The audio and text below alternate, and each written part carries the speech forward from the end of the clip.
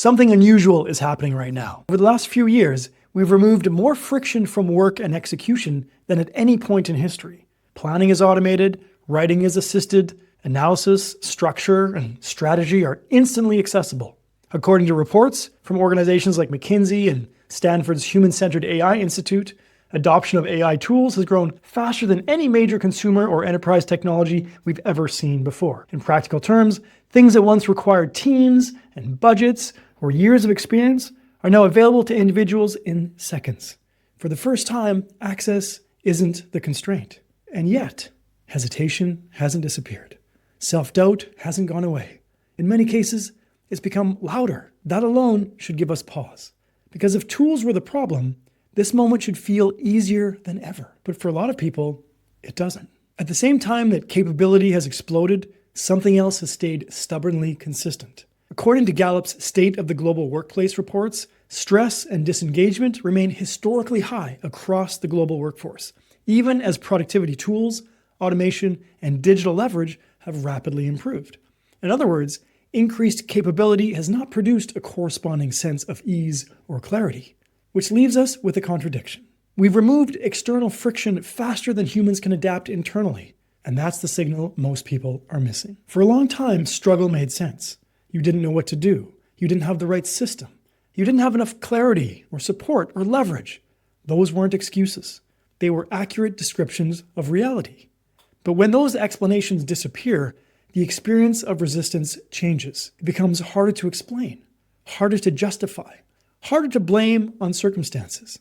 And that's why so many capable, intelligent, motivated people feel confused right now. They're not blocked by what to do. They're unsettled by what doing it implies. Here's the part that's rarely said clearly. Tools don't just make things easier. They compress the distance between intention and exposure, between wanting something and having to emotionally inhabit the version of yourself who actually lives there. When that compression happens faster than internal integration, friction shows up, not as inability, but as hesitation, second guessing, subtle self-interruption. The bottleneck hasn't disappeared, it's moved. A helpful way to understand this is through a simple metaphor. Think about rapid ascent to altitude. You can be physically strong, well-trained, perfectly capable of the climb. But if you ascend faster than your body can acclimate, you don't feel powerful. You feel disoriented, anxious, unsteady. Not because you're weak, but because adaptation lags behind elevation. Tools accelerate ascent, but they don't automatically accelerate integration. This shows up everywhere. I see it in people who finally have the resources they wished for years ago, the systems, the leverage, the opportunity. On paper, everything is aligned. And instead of relief, they feel pressure. They sit down to execute and stall. They overthink decisions they used to make easily. They feel strangely tense in moments that were supposed to feel freeing. And almost inevitably, they ask the wrong question. What's wrong with me? Nothing. What's happening is that progress has stopped being theoretical. It's become personal. This is where the mislabeling starts. People call this procrastination, or fear, or self-sabotage. But very often, it's something more precise than that.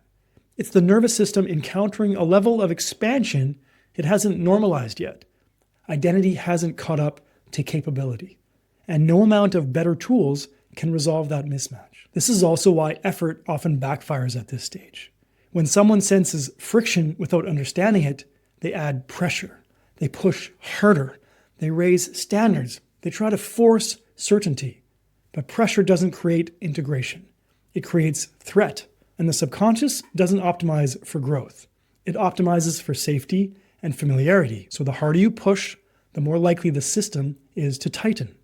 Not because it's broken, but because it's doing exactly what it evolved to do.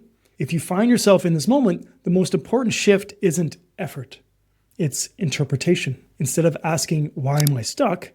Start noticing where resistance shows up. Is it at the moment of visibility?